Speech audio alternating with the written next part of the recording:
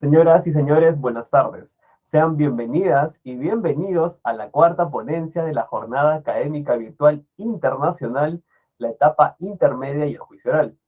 Para iniciar la actividad, saludamos a las autoridades que nos acompañan el día de hoy. A la presidenta de la Junta de Fiscales Superiores de Lima Norte, la doctora Elsa Victoria Peralta Romero. A las y los señores fiscales superiores. A nuestro ponente invitado, el fiscal provincial del primer despacho de la segunda Fiscalía Provincial Penal Corporativa de Condevilla, el doctor Dante Emel Pimentel Cruzado. A la fiscal adjunta provincial del segundo despacho de la Fiscalía Provincial Corporativa especializada en delitos de corrupción de funcionarios de Lima Norte, la doctora Wendy Rocío Lozano Palomares. A las y los señores fiscales provinciales y a todos y todas las dignas asistentes. Seguidamente, tendremos las palabras de presentación de la ponencia y bienvenida a nuestro ponente invitado a cargo de la fiscal adjunta provincial del segundo despacho de la Fiscalía Provincial Corporativa especializada en delitos de corrupción de funcionarios de Lima Norte, la doctora Wendy Rocío Lozano Palomares, en representación del doctor Marco Antonio Carrasco Campos. Doctora Lozano, muy buenas tardes. Por favor, si fuera tan amable de hacer uso de la palabra. Buenas tardes.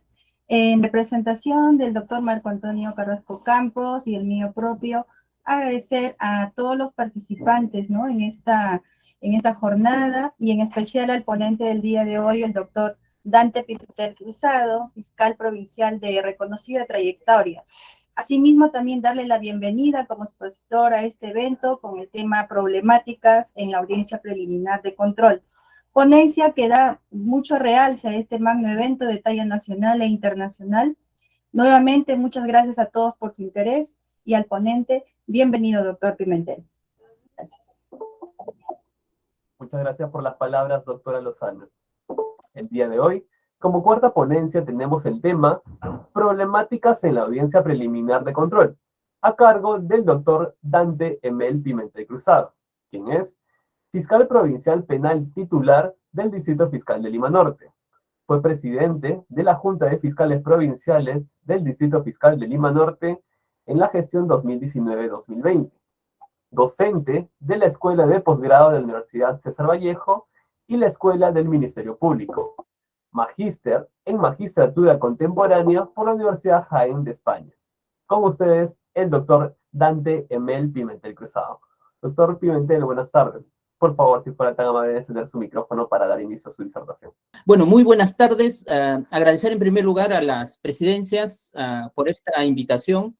Agradecer también asimismo a la coordinación académica y a la señorita Maribel de Imagen por esta charla que queremos tener esta tarde, ¿no?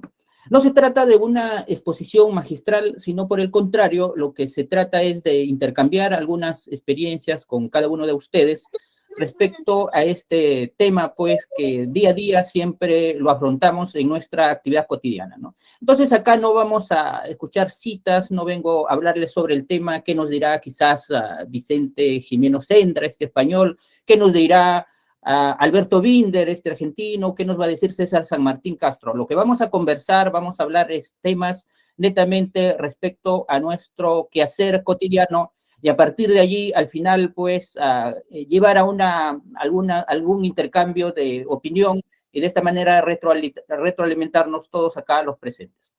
Déjame compartir algunas diapositivas y así para dar inicio a nuestra exposición de esta tarde. Como les hacía presente, me han asignado este tema, lo que es las problemáticas en la audiencia preliminar de control. Esto a partir de la conversación con algunos colegas magistrados o con algunos también jueces y defensores públicos, a ver cuáles son las falencias de parte de nosotros, especialmente acá en Lima Norte, y a partir de allí dar algunas opiniones, algunas salidas, y lo que más se quiere, como decía al inicio con ustedes, es pues intercambiar algunas experiencias que podemos tener sobre esta problemática. Entonces, como todos nosotros sabemos, siempre se lleva esta audiencia de control, ya sea respecto a un requerimiento de sobreseimiento o también respecto a un requerimiento de acusación. Esta tarde lo que nos vamos a conversar es relacionado a esta audiencia de control del requerimiento de acusación. Entonces, la acusación fiscal, conforme pues señala el acuerdo plenario 6/2009, la acusación fiscal, como todos nosotros sabemos, es un acto de postulación del Ministerio Público, con el cual pues nosotros vamos a fundamentar nuestra pretensión penal y civil, ¿no? En el caso del último, pues en caso de no haberse constituido el agraviado de la víctima en actor civil. Y esto, nosotros para acusar, ya sabemos, según del grado de sospechas que ha contemplado pues este acuerdo plenario o esta sentencia casatoria 1/2007, que es que tenemos que tener una sospecha suficiente, ¿no? Respecto a los niveles de sospecha. Eso es decir, que tenemos elementos de convicción que están, pues, acreditado el delito, así como la vinculación del imputado con el hecho, y por lo tanto es necesario avanzar a otra etapa y por lo tanto vamos a pues, formular un requerimiento acusatorio.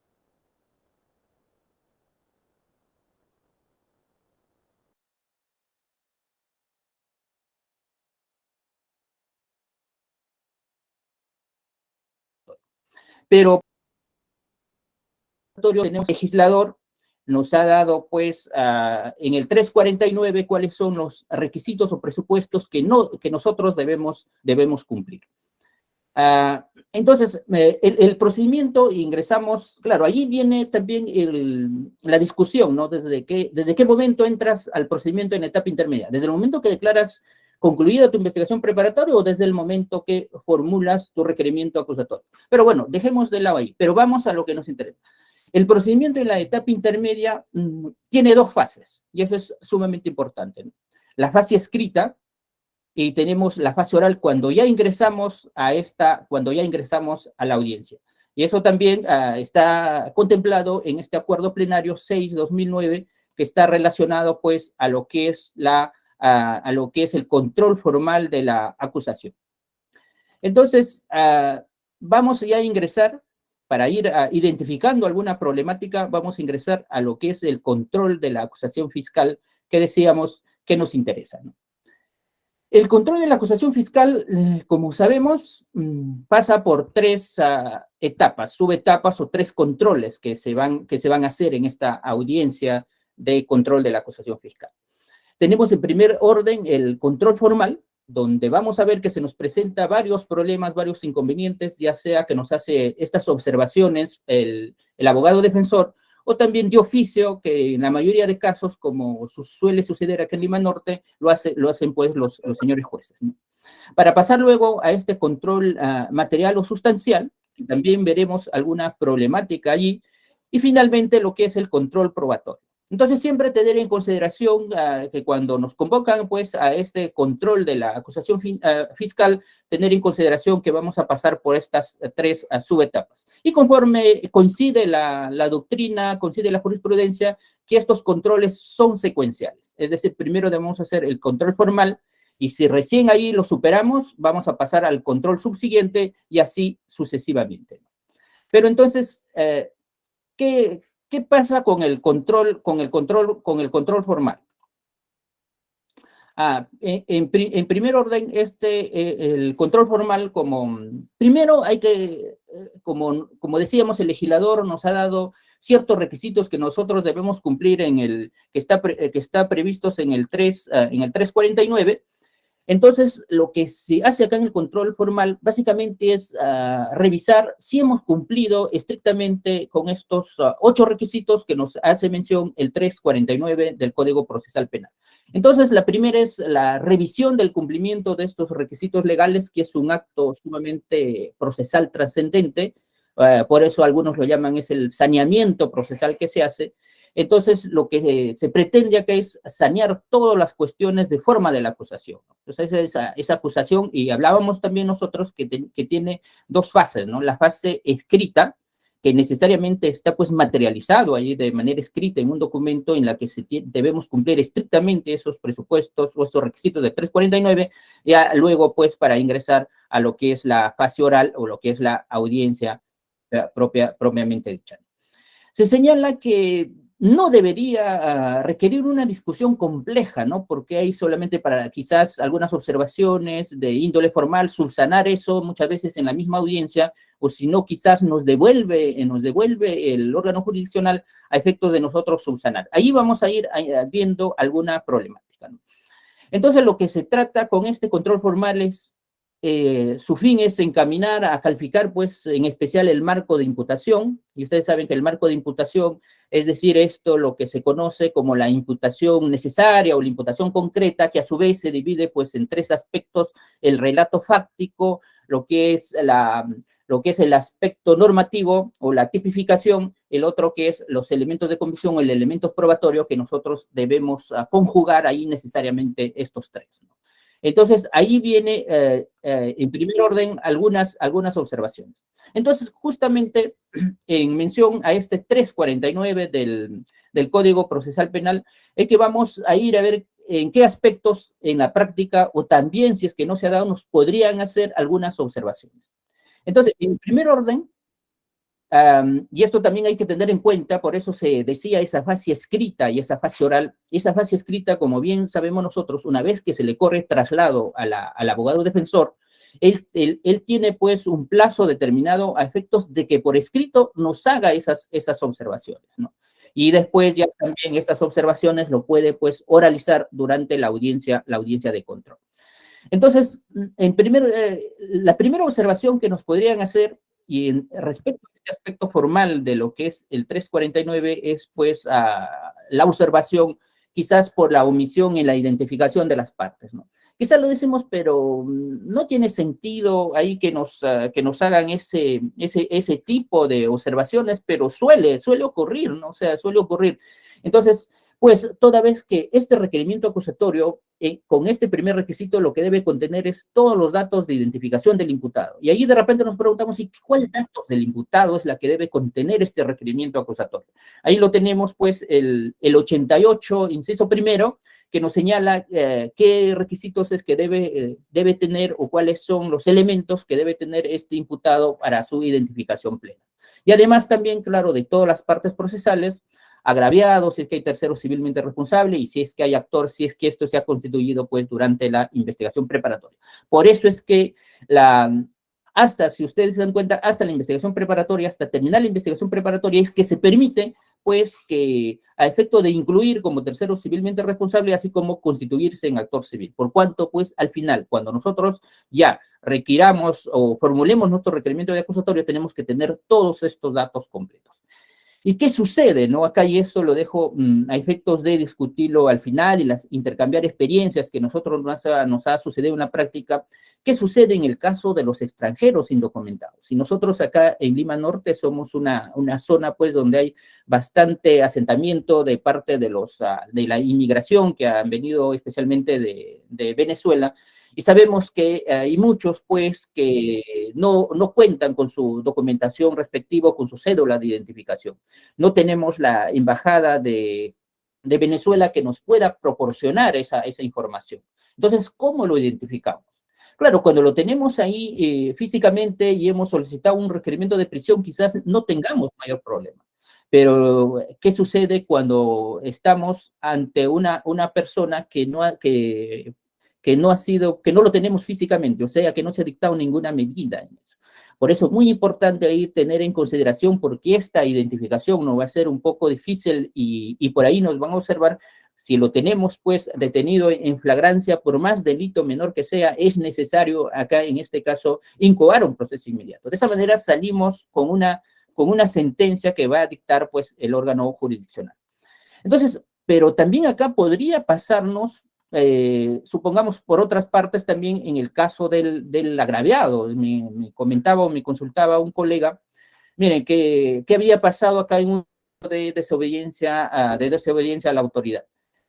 En este caso, ya incluso ya se había agotado todas las etapas, estaban en el juicio, se había dado los alegatos finales, y recién se da cuenta, pues, la jueza, al momento ya de emitir su sentencia, de que en este delito de desobediencia a la autoridad había sido considerado como agraviado al a la persona que formuló la denuncia y no sí al Estado, conforme es de nuestro conocimiento que es el agraviado en este delito, la naturaleza y dado el bien jurídico que se protege. Entonces, muy importante, podrían por ahí observarnos, nos podría observar el juez en esta audiencia de control, como también lo ha hecho en algunos momentos, ¿no? Entonces, ese tipo de observaciones que nos puede hacer respecto a este primer requisito de lo que es la identificación de las partes. Pero bueno, ahí quizás no tengamos mayor inconveniente. Ya cuando conversamos con nuestros colegas y esencialmente cuando nosotros también vamos a la audiencia y hemos visto casos incluso emblemáticos que se ha dado en nuestra realidad, cómo es que el cuestionamiento que nos hacen a nosotros respecto es pues que no cumplimos con esta imputación necesaria o esta imputación concreta. Y pese que se nos señala que sobre el particular hay pronunciamientos de la Corte Interamericana de Derechos Humanos, el Tribunal Constitucional, la Corte Suprema, hay muchas casaciones en qué consiste esta imputación concreta, esta imputación necesaria. Pero eso tendría que ser todo un tema y quizás proponer acá a los organizadores, a efectos ya ahora que se puede hacer, ya que se puede hacer físicamente, realizar algunos talleres. Hay que reconocer que en ese aspecto quizás, no solamente acá en nuestro distrito, sino a nivel nacional y especialmente en las especializadas, tienen muchos inconvenientes respecto a identificar plenamente lo que es la imputación necesaria o lo que es la imputación concreta. Pero acá vamos a ver algunos aspectos no tanto relacionados en conjunto a la imputación concreta o imputación necesaria, sino a este elemento fáctico o este relato fáctico que es uno de los elementos de parte de la imputación necesaria. ¿Qué es lo que nos pueden cuestionar o nos vienen cuestionando en la práctica, ¿no? Es la falta de especificación de los hechos precedentes, concomitantes y posteriores, ¿no? Que quizás en un ejemplo, en el delito de omisión en la asistencia familiar, que lo vemos todos los días, nos podría ser fácil, pero también ahí conversando con los jueces muchas veces, incluso en este tipo de delito simple, erramos nosotros, ¿no? Cuando los hechos precedentes es pues a relatar lo que es el proceso de alimentos en sí que se llevó ante el juez de paz competente, y ahí ya sí los concomitantes, que es pues que se hizo la liquidación de las pensiones devengadas, que el juez lo aprobó y que se le puso en conocimiento del denunciado y que hizo caso omiso, se rehusó a ese cumplimiento. Y los posteriores, pues, es cuando el juez remite copias de los actuados a nosotros, al Ministerio Público, para proceder conforme a nuestras atribuciones. Ahí quizás es fácil, ¿no? Ahí tengo los precedentes, los concomitantes o los posteriores. Pero ya cuando son delitos de otra naturaleza, ahí ya se nos complica, ¿no? Entonces, como les digo, ¿cómo hacer esto? Es, pues, ir a que tendría que ser, ¿no? Mediante así una exposición, pues, más o menos ver cómo se tendría que hacer esto, sino que, lo podríamos hacer en un taller. Pero mínimamente lo que nosotros tenemos que saber para saber imputar quizás estas 7 preguntas de oro que se hacen en la criminalística, que también tiene que aplicarse acá para hacer fácilmente nuestra imputación. ¿Qué sucedió? ¿Quién o quiénes? Dentro de eso, ¿a quién? O sea, decir, ¿qué sucedió? La conducta en sí, en concreta, ¿qué es lo que aconteció? ¿Quién a quiénes? Imputado, imputados, agraviado, ¿cómo?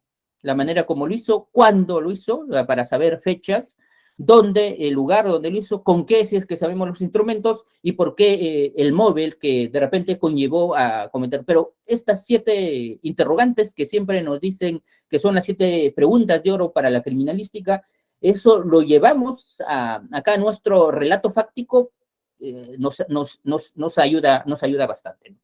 Porque se nos dice también que hay una omisión a una secuencia lógica en el relato, ¿no? O sea, no relatamos los hechos de manera cronológica. Y ojo acá, nosotros somos constructores, por eso se dice tú construyes tu teoría del caso. No es que yo, siempre ahí conversando con los asistentes o los fiscales adjuntos, lo que se les señala, ¿no? Acá lo que nosotros es lo que estamos construyendo. El agraviado te puede decir una cuestión, ese tiene su punto de vista. El testigo también te dice así, pero nosotros con la perenización que podemos tener de lo que es de las cámaras de videovigilancia, más el acta de intervención, todo eso, ahí yo construyo mis propios hechos. Por eso es lo que yo construyo. No lo que me dice el agraviado, porque y algunas veces exageramos, adicionamos datos que, reemplazo de ayudarnos, son distractores en este sentido. Entonces, eso quizás, como yo les decía, dejarlo para en algún momento haya un taller, porque esto, pues, es un inconveniente, es un problema que se da a nivel nacional, ¿no? Y no es solamente en el caso de nosotros. Pero entonces otro aspecto también que allí se nos cuestiona o se nos observa es la falta de precisión del espacio temporal de ocurrencia de los hechos, ¿no? De repente cuando fue un solo momento o cuando fue un solo delito, y quizás ahí es fácil, sencillo, ¿no? Pero ¿qué pasa? Y acá ponía esa pregunta, ¿qué sucede en el caso de violación sexual que ha ocurrido en diversas ocasiones? Viene la víctima, incluso nos dice un menor de 14 años, yo he sido víctima de violación o de tocamientos indebidos cuando tenía 6 años. Esto en el tiempo también ha venido sosteniéndome estos tocamientos y algunas veces no nos precisa la fecha, no nos precisa, pues nos dice el mes aproximadamente, ¿no? Entonces, ahí ¿cómo precisar ese espacio temporal que es muy importante? Porque caso contrario, eso va a ser, pues, materia de una observación en esta audiencia de control. Conversando con los jueces y no solamente de acá de Lima Norte, sino que también de otros distritos judiciales, lo que nos dicen, y lo que le falta ahí al Ministerio Público, y especialmente es cuando hay pues hay concurso, es decir, son varios hechos, y además también hay pluralidad de imputados. Ahí el Ministerio Público falla mucho, ¿no? Dicen, o sea, comete muchos errores y es necesario esta parte, pues, trabajar. Y lo hemos visto, ¿no? En un caso emblemático como es que el juez nos ha devuelto hasta en 7 oportunidades nuestra acusación. Y ahí viene todo un cuestionamiento, como lo vamos a ver más adelante, hasta en cuántas oportunidades el juez nos podrá devolver esta acusación para nosotros subsanar. ¿Y qué pasa si no lo subsanamos o lo subsanamos mal? Entonces, miren, esto por decir que me comentaba que conversamos con una juez y me dice lo que se advierte de forma recurrente, en efecto, es que los hechos objeto de imputación, cuando son varios imputados, no precisan con claridad el rol de participación de cada uno de ellos. No se individualiza la conducta atribuida. ¿Cuál es el título de imputación? Ergo, ahí está. En un delito de robo en el que intervienen varias personas, ¿cómo debería ser nuestro relato fáctico para que estamos ante una imputación necesaria? En efecto, ¿no? O sea, tenemos tres sujetos que han asaltado el banco, 2 son los que han ingresado quizás al interior, uno les ha esperado en la puerta, nosotros nos vamos como una coautoría entre los 3, porque en efecto se han puesto de acuerdo, hay un dominio del hecho de los 3, pero a ver, ahí describir qué hizo A, qué hizo B y qué hizo C. ¿Cuál fue el grado, la conducta exacta que desplegó cada uno de ellos? ¿Cuál es el título de imputación? Bueno, estamos hablando de una coautoría, pero ¿qué pasa? Que solamente uno hizo de campana. Habría que ver cómo es esa complicidad secundaria. Como les digo, y entonces este es hasta de 1 o 2 jueces que me hacía mención, ¿no? Ese es lo que se advierte y siempre, pues, por este aspecto nos devuelven entonces a nuestra acusación con la finalidad de hacer las aclaraciones o hacer las reformulaciones correspondientes, ¿no? Otro también que nos hacen la observación sobre las citas legales. Eso quiere decir que nosotros, esto es lo que tenemos que también superarlo, ¿no? Pero y es parte, como les digo, estamos en este primer proceso y vamos a ver en ese aspecto del control de probatorio, que quizás al inicio, ¿se acuerdan ustedes? El 1 de julio del 2018, cuando entró en vigencia el código en nuestro distrito, quizás esos errores que teníamos, lo hemos superado, y así vamos a ir superándolo conforme avanza, pues, la vigencia del Código Procesal Penal. Entonces, respecto a las citas legales, también la defensa o el juez pues puede solicitar algunas precisiones, ¿no? Correspondientes respecto a ciertas normativas, el tipo específico aplicable al caso en estos delitos de lo que es delitos informáticos, precisar pues cuál es la ley especial, cuál es el tipo que dentro de esta ley especial, ¿no? Entonces, siempre, ¿no? Esta semana, creo la semana pasada, estuve en un control de un delito de violación de domicilio. Lo que dice el juez, en efecto, está el delito, los hechos que usted nos ha narrado se subsumen en el artículo 159 de lo que es violación de domicilio. Pero, señor fiscal, este tipo penal tiene dos partes.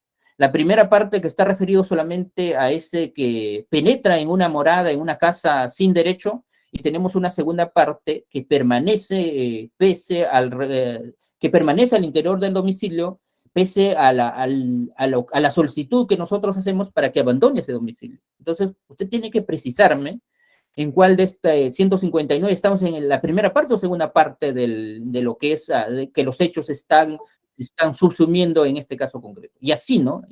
No solamente eso. Cuando se subsumen los hechos en un determinado tipo penal, pero no se especifica la modalidad o los elementos, ¿no? Que tenemos algunos delitos que tienen varias modalidades. En el caso del delito de usurpación, vemos que el 202 tiene hasta 4 modalidades. Entonces, no solamente que es el 202, sino cuál es específicamente qué modalidad estamos. Estamos ante un despojo, estamos solamente ante una turbación de la posesión, cuál es específicamente que se tiene que ahí precisar, ¿no? Y también ocurre con relación en el caso de las agravantes o atenuantes, ¿no? No solamente nos sostienen como una mera remisión al inciso o apartado, sino que destacando cuál es el supuesto que se aplica al caso concreto. Yo creo que los delitos de hurto, los delitos de robo, que son una constante que tenemos en la práctica, ahí precisamos, pero hay que precisar, ¿no? El 189 que tiene varios párrafos, ¿no? Primer párrafo, inciso tal, eso hay que especificar en esta parte a efectos de evitar, pues, que tengamos ahí algunas observaciones respecto a o en este control formal que estamos participando, ¿no? Otro aspecto también que siempre suele ocurrir, o siempre esas observaciones formales o a este control formal que nos hacen, es respecto al quantum de la pena. Miren, y acá, por más, yo considero que con esta positivización de lo que es la teoría de los tercios, ha habido un avance sustancial en lo que es en nuestra legislación, porque ustedes se acordarán que con esto es con los acuerdos que trajo pues el profesor Prado Saldarriaga, porque antes ni siquiera teníamos esta teoría de los tercios, ¿no? O sea, solamente teníamos la pena combinada y el mínimo y el máximo, y nos daba todo un margen de discrecionalidad para nosotros podernos ubicar respecto a la pena. Entonces, acá, o sea, siempre tenemos ese inconveniente, ¿no? ¿Cuál ha sido el procedimiento? ¿Por qué usted se ubica en el tercio inferior? ¿Por qué usted se ubica en el tercio medio y por qué en el tercio superior, ¿no? Y es más, una vez que ya estás ubicado en un tercio determinado, pongamos el delito de hurto o el delito de omisión, que es más cotidiano, ¿no? De 0 días o de 2 días a 3 años. A ver, ¿por qué ya se ubicó en este primer tercio? ¿De dónde usted, ya estando en este primer tercio, de dónde parte?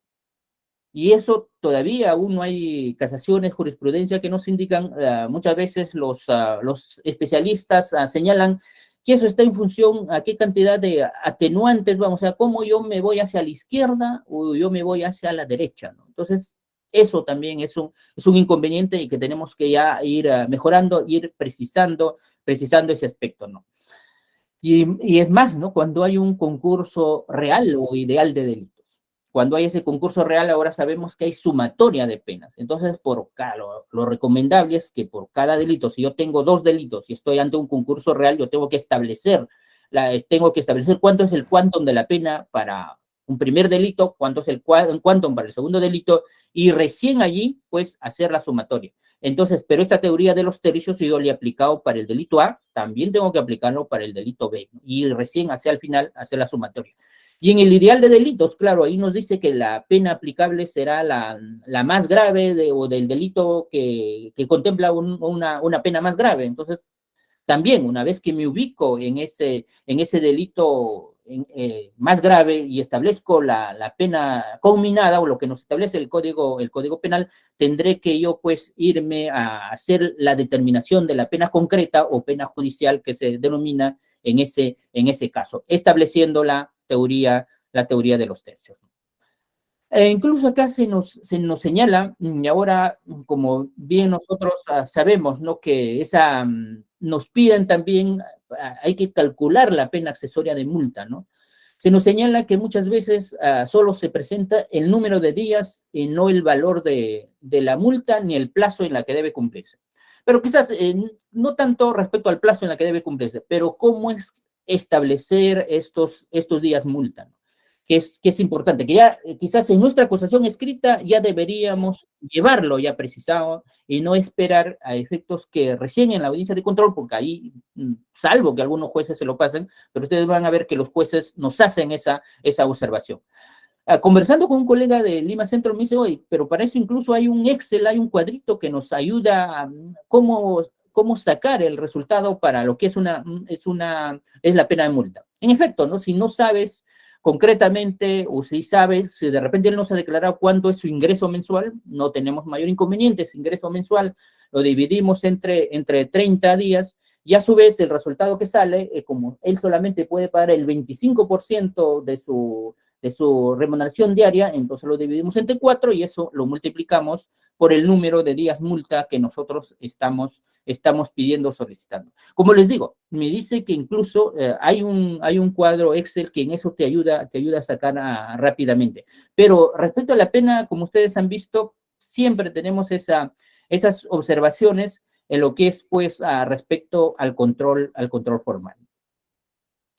Otra siempre que tenemos observaciones, y yo les diría acá en cierto punto por la falta muchos de los defensores públicos que tienen bastantes casos, no sé, lo dejan muchas veces, y es el juez el que nos hace ese tipo de observaciones, ¿no? Y es en pocas oportunidades, porque como decimos, y eso hay que tenerlo también en cuenta, estas fases. Por eso que tenemos una fase escrita y una fase oral, porque si no lo hicieron en esa fase escrita, lo podrán hacer en esta fase oral. Ahí también viene la siguiente pregunta, ¿no? Entonces, siempre nos hacen esa observación respecto al monto de la reparación civil, ¿no? ¿Cómo has llegado a establecer el monto solicitado? Estamos por un hurto agravado que en grado de tentativa y estoy pidiendo 800 soles. Pero, señor fiscal, dígame cómo usted, pues, ha llegado a esa conclusión que usted debe pedir 800 soles. ¿Por qué no 1.000? ¿Por qué no 500 soles? ¿No? Ya sabemos que todo lo que es respecto a la teoría del daño que conocíamos en el Código Civil o en el ámbito civil se ha trasladado al ámbito penal. Y acá más lo que se tiene que tener en consideración es el daño en sí que se ha causado, porque muchas veces también nosotros miramos a lo que es la solvencia económica que puede tener el imputado, ¿no? Pero acá lo que se trata es de reparar el daño que se causó a esta víctima, ¿no? Porque la responsabilidad civil, en efecto, conforme lo señala la casación respectiva, se rige pues por el daño causado, ¿no? El interés acá radica directamente en el particular y en esa libertad de disponer y ejercer esos derechos. Por eso es que para nosotros es conveniente que haya actor civil, desde luego, ¿no? Porque de esa manera nosotros nos ocupamos solamente de la pretensión penal y lo que es la pretensión civil lo dejamos al actor civil y incluso él será el quien tiene que demostrar ese daño pues durante el juicio. Y ahora ya, para tener en consideración, como les digo, que toda la teoría del daño del ámbito civil se ha trasladado al ámbito penal, por lo tanto, yo tengo que tener en consideración, en ese caso concreto, para establecer el monto específico, tanto lo que es tanto lo que es el daño emergente como también las ganancias perdidas, es decir, el denominado lucro cesante y además el daño moral, ¿no? Entonces, tenemos que tener en consideración estos tres tipos de daño, es decir, el daño emergente, el lucro cesante y el daño moral. No solamente por lo que nosotros lo consideramos así, porque hay una casación última, esta casación 997-2019 en Lambayeque, que nos señala pues que hay que tener en consideración estos aspectos. Claro, es difícil quizás el lucro cesante y el daño emergente, si es más fácil cómo explicarlo, cómo establecerlo, y este aspecto sí, lo que es el daño moral, sí tenemos algunos inconvenientes. En ese daño no patrimonial, en función a qué está, ¿no? Que es pues el sufrimiento físico, psíquico, provocado como consecuencia del delito. ¿Hasta qué punto tú ese daño moral que tienes es intenso, es mediano, o quizás ese daño no es tan grave, ¿no? Entonces, por ahí. Pero entonces hay que también, no solamente decir que teniendo en consideración el daño emergente, el lucro cesante y el daño moral, en este caso concreto, lo que nosotros tenemos que establecer, la reparación civil es 800 soles. Hay que motivarlo en ese aspecto, por qué llegamos a esa conclusión. Caso contrario, puede ser materia de observación respecto al monto, pues, de la reparación civil. Miren, y ahí viene esta gran pregunta, ¿no? Y ahí escuchaba una conversación, una charla a lo que es el abogado Nakazake con Carlos Portugal y Benji, que hicieron una exposición para el Colegio de Abogados de Arequipa, y se centraron básicamente en esto, ¿no? Que uno, hasta en cuántas oportunidades el juez puede devolver la acusación escrita para que el fiscal subsane, dado que ha declarado fundada algunas observaciones que ha hecho el abogado defensor o el de oficio. Y el otro aspecto es cuáles son las consecuencias cuáles son los efectos en caso, pues, que el fiscal no cumpla con subsanar estas observaciones que lo ha realizado. Pero en primer orden, yo creo, ya que es sumamente importante, que nosotros tratemos, pues, de subsanar estas primeras observaciones formales que nos hacen en la misma audiencia. Poníamos el ejemplo del caso respecto a la identificación de las partes, ¿no? Oye, señor fiscal, acá usted en el delito de desobediencia y resistencia a la autoridad lo está considerando al agraviado. ¿No será que es el Estado, la entidad, institución respectiva? Sí puede subsanar, sin efecto, ¿no?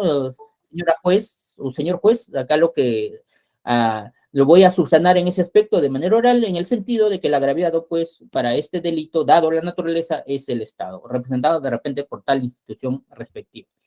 Entonces, allí me surge la pregunta, y también para nosotros al final discutir, porque como yo les decía desde un inicio, acá no se trata de traer una posición o de hacer un desarrollo dogmático respecto a estos temas, sino por el contrario, lo que nos ha pedido justamente la unidad de capacitación es ese aspecto para nosotros poder intercambiar algunas experiencias sobre este punto, y lo que yo trato es de identificar esta problemática que se nos da día a día.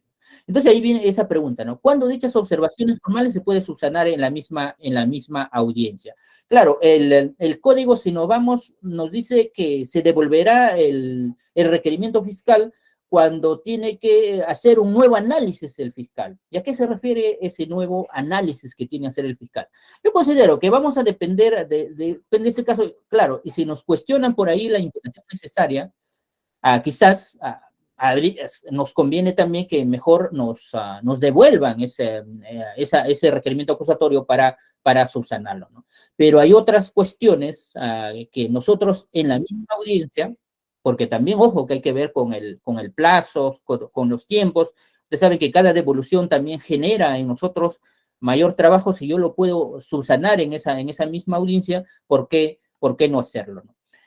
Y y la otra pregunta es justamente, pues, ¿cuándo se produce la devolución del requerimiento de acusación, ¿no? Claro, primero, desde luego, tanto para levantar esas observaciones de manera oral, en primero es que se tienen que acoger esas observaciones formuladas, ¿no? Ya tanto por el abogado defensor, o sea, de oficio, que lo hace el juez, que en su mayoría es así acá en nuestro distrito, ¿no? y lo devolverán siempre cuando requiera, como decimos, un nuevo análisis del Ministerio Público. En efecto, ¿no? De repente no hay una adecuada subsunción, lo que nos observan ahí, que esos hechos que nosotros estamos es materia de nuestra acusación, no es pues estafa, sino que al parecer más se dan los elementos de la apropiación ilícita. El juez también tiene sus dudas y nos devuelve a ver para hacer una subsunción adecuada. O quizá, como decíamos, si ha habido pues hay un concurso, sea real o ideal de delitos, especialmente un concurso real, hay varios hechos y nosotros no hemos especificado cada hecho, y así como no hemos desarrollado la conducta que ha desplegado cada imputado. Entonces, en esas también es mejor si vemos que que el relato fáctico pues es enredoso, eso mejor que nos devuelvan a efectos de nosotros hacer las subsanaciones respectivas, ¿no? Y allí viene la pregunta, ¿no? ¿Y en cuántas oportunidades se puede devolver la acusación fiscal para subsanación?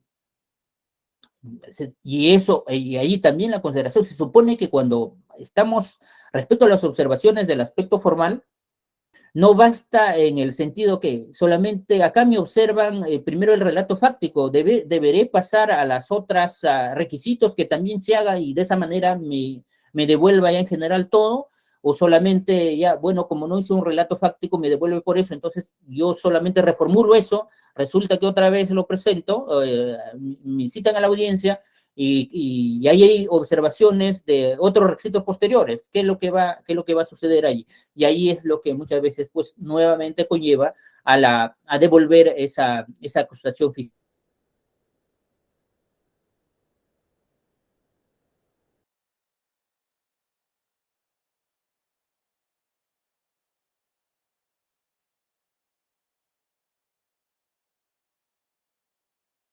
para la subsanación. Y como le digo, en caso no se cumpla con subsanar esas observaciones formuladas, porque en algunos casos quizás no lo vamos a poder hacer, ¿no? Quizás porque un caso así, un caso pequeño nada más de que me ocurrió en una oportunidad. Mire, y no es que decir caso fácil, y este caso, un caso de omisión a la asistencia familiar que es más que tenemos todos los días, ¿no? Llegamos a un proceso inmediato, llegamos a la acusación, y ustedes saben que acá en la acusación a nivel de Lima Norte hay dos criterios: si es que no asiste el imputado, algunos lo declaran directo que debe ser contumaz, y hay otros que dicen llevemos ya el control formal y el control sustancial, y desde luego probatorio, por cuanto no es necesario que esté el imputado presente, ya que es un debate netamente técnico. Y hay otros pues, que dicen no, si se le va a declarar contumaz es mejor, no llevamos a cabo ningún tipo de control y por lo tanto si ordenamos su conducción compulsiva, y ahí oportunamente se llevará a cabo el control formal y control sustancial de esta acusación. Pero en este caso justo, la jueza todavía me concedió la oportunidad para efectos de señalar si es que desde mi punto de vista debería llevarse ese control formal y sustancial. Se lo puso en conocimiento estas dos posturas que hay en Lima Norte, y la jueza en efecto optó por llevar a cabo este control formal y sustancial. No era un caso mío, era un caso del fiscal adjunto, pero estaba, ¿no? Y vamos a ver ahí, y en efecto, caso fácil, relatamos la acusación, pero cuando ya dice, no tengo una pregunta, el defensor público no notó ninguna observación formal ni sustancial, ya, ¿no? Ya ahí vamos a salir. La jueza nos señala, no tengo una pregunta. Yo veo respecto al relato fáctico, específicamente en lo que es las circunstancias concomitantes, usted está señalado dos periodos de lo que es la liquidación. En una primera parte nos señala un periodo y en la segunda otro periodo. Por favor, quisiera que nos aclare, ¿no? Entonces tú dices fácil, pues, ¿no? Acá ha habido un error de tipeo, seguramente, y vamos a subsanar esta cuestión. Pero cuando comenzamos a revisar, y en efecto se observa pues que de la liquidación que hace el especialista está referido a un periodo, y la aprobación por parte del órgano jurisdiccional competente es otro periodo, y ahí ha venido la confusión. ¿Lo podré yo salvar en ese momento? No se va a poder, porque quizás todavía tendré que requerir a ver cuál ha sido la liquidación, que es materia de la remisión de esas copias, y todo se me presenta. Entonces, no va a ser factible de subsanarlo en ese momento.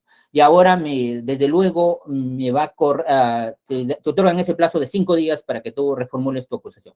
¿Y qué va a pasar? Entonces ya cerrando, lo digo, doctora, dejemos de grabar. A ver, doctora, ¿y cuáles son las consecuencias en el caso yo no lo pueda subsanar eso porque aparentemente el error ha sido del órgano jurisdiccional? Doctora, ¿qué pasaría si yo no subsano esas observaciones? Claro, ella dice, doctor, pero ya ahí usted me requerirá un sobreseguimiento. Vamos a ver qué pasa, ¿no? Ahí, qué pasa ahí, porque no va a depender, no va a depender ya de ti como fiscal, sino el error lo que le ha cometido es el juez de paz competente, como le digo, no hizo una debida liquidación y confundió respecto a los periodos. Claro, dirán, pero usted, ¿por qué no lo vio anteriormente? Suele pasar, suele ocurrir. Entonces, eso, a ver, no hay, nuestro ordenamiento procesal penal no nos señala, no hay todavía casaciones al respecto, y pues ya hemos visto que a nuestro colega de Lima del caso de corrupción lo devolvieron hasta 7 veces, hubo muchos reclamos allí. Algunos de los abogados defensores son de la idea que sostienen, en el caso de Nakasake, Benji, Portugal, refieren pues que ellos, si en caso del fiscal no subsane esas observaciones, lo que compete al órgano jurisdiccional es pues a declarar el sobreseimiento del caso y no pasarlo pues ya ellos tienen una denominación que dice por cansancio pasar a la siguiente etapa. Miren, eso es respecto al control formal, ¿no? Entonces, ya bien, si pasamos todo eso, pasamos el control formal, sabemos que el órgano jurisdiccional saca su resolución respectiva, declarándolo pues saneado el proceso hasta ese momento. Vamos al control sustancial o material. Entonces, ya en esta segunda parte, que quizás algunos inconvenientes, pero ya no tanto de nosotros, que el asunto es que conozcamos bien nuestro caso, a efectos de muchas veces ya son otros aspectos también de trámite que suelen ocurrir en este aspecto. Pero acá lo que van a tratar la defensa es pues negar la validez de la acusación y por lo tanto la consecuente procedencia del juicio oral. Acá básicamente lo que respecto al control sustancial o material es que ellos nos van a deducir excepciones, nos dicen siempre no lo hayan deducido anteriormente, o algún otro elemento técnico de defensa, que podría ser pues una cuestión previa, una cuestión prejudicial, a eso se refiere el código, ¿no? Entonces, en este aspecto nos pueden, en primer orden, nos pueden pues deducir excepciones si se presentan los requisitos que sobreseimiento de la causa, cualquier tipo de las excepciones que plantea el Código Procesal Penal, y también que nos pueden requerir el sobreseimiento. Y además también lo ha facultado el legislador al órgano jurisdiccional, que también el juez pues de oficio puede declarar el sobreseimiento si los requisitos es patente o palmaria, ¿no? Si es evidente pues que ahí en este caso no va a prosperar un juicio o no hay pues suficientes, ahí todavía estamos hablando de elementos de convicción, porque sabemos una vez que pasamos el control probatorio, recién estamos hablando de elementos de prueba, hasta este momento estamos hablando de elementos de convicción. Entonces el juez también lo puede pues de oficio declarar fundada el sobreseimiento. ¿Y qué pasa? Que lo que se da en la práctica, ¿no? Lo que se da en la práctica, en efecto, el abogado defensor, dentro de ese plazo, dentro de esa fase escrita que decíamos, en efecto ha deducido sus excepciones o ha solicitado el sobreseimiento. Pero ¿qué pasa? Y eso ocurre, ¿no? Muchas veces se ha omitido correr traslado de los escritos de los abogados. No nos han corrido traslado. Yo creo que va a depender del caso, ¿no? Si nosotros estamos bien seguros de que en efecto esa no tiene mayor sustento, esa excepción, y nosotros lo podemos manejar ahí, quizás podemos pedir la suspensión por un corto periodo, un corto de 5 o 10 minutos a efectos de darle una lectura rápida y poder pues contradecir eso. Pero caso contrario, si lo vemos que sí tiene pues determinado sustento y a efectos por el principio de igualdad procesal, tendríamos que pedir la suspensión de esa audiencia a efectos pues nosotros de estudiar mejor y poder contradecir en su oportunidad, ¿no? Porque tampoco podemos, entonces va a depender del caso, de que podemos o no contradecirlo en ese momento, también no lo establece el código. Y como les digo, más que todo acá ha sido pues una omisión por parte del especialista o del órgano jurisdiccional. Entonces hay que evaluar. Y esto también suele suceder, ¿no? Y esto es necesario también ponernos de acuerdo a nivel de Lima Norte, porque también allá eso a nivel de fiscalías en la práctica tenemos que el fiscal provincial y los fiscales adjuntos, cada quien tiene su casilla electrónica, ¿no? Y por lo tanto, el caso del fiscal adjunto lo notifican a él, el caso del fiscal provincial a él, y tenemos 3 casillas electrónicas en ese despacho. Y hay otros despachos que tienen una casilla única. Habría que ver cuál funciona mejor, porque tampoco no está prohibido y por lo tanto todo lo que no está prohibido está permitido. Pero ¿qué pasa ahí si han notificado a la casilla del otro fiscal del despacho, o sea, cualquiera de estos del otro despacho que está de vacaciones y no tuvimos conocimiento? Pues no, o sea, me refiero no de la audiencia del control, sino de estos escritos presentados por el abogado defensor que estaba pues estaba deduciendo alguna excepción o estaba requiriendo el sobreseimiento. ¿Qué hacer, no? Y allí quizás la solución, ¿se debe manejar una sola casilla por despacho? Eso también sería bueno, intercambiar estas experiencias a efectos de llegar a una mejor conclusión, ¿no? Porque algunos podríamos decir, no, es que mira, si lo notifican directamente al fiscal adjunto, él tiene su agenda, es ya su responsabilidad de él, si es que asiste o no asiste, pero aunque por ahí el órgano jurisdiccional siempre lo va a jalar al fiscal provincial por falta de control, nos dicen, ¿no? Siempre nos tratan de vincular, pero por ahí podríamos alegar pues el principio de confianza también, ¿no? Cada uno tiene, dentro de esta administración pública, cada uno pues tiene sus responsabilidades y por lo tanto yo como líder o como jefe del despacho, yo pues confío en que él va a desarrollar adecuadamente su labor. No por ahí que nos podríamos salir. Entonces, como les decía, respecto en el control sustancial o material, tenemos solamente esos 2 aspectos, ¿no? Que puede ser de las excepciones u otros medios técnicos de defensa y cuando nos solicitan el sobreseimiento. Y vamos a esta tercera fase. Como yo les digo, quizás esto se advirtió mucho porque nos faltaba pues la práctica, no es que nos faltaba el conocimiento, sino que nos faltaba la práctica, porque ustedes se darán cuenta que cada día uno más asiste a audiencias, adquiere mayor experiencia y por lo tanto pues también ya se va volviendo más experto en este tema, ¿no? Respecto al control probatorio, ¿cuáles son algunos defectos o algunas observaciones que aún todavía se mantiene y que es necesario hoy conversarlo, a efectos, pues, exponer nuestras experiencias a efecto de superar estos problemas?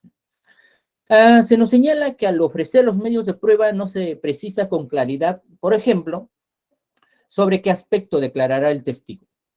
Solo se aluden a la forma y circunstancia del hecho, en caso de los agraviados, olvidando requerir la declaración respecto a la vinculación del imputado con el hecho. Claro, les decimos en efecto que ella va a declarar la forma y circunstancias, cómo suscitaron los hechos del cual fue víctima, pero a ver, ¿y cómo es que lo vincula al imputado con ese hecho, al imputado o a los otros imputados del hecho?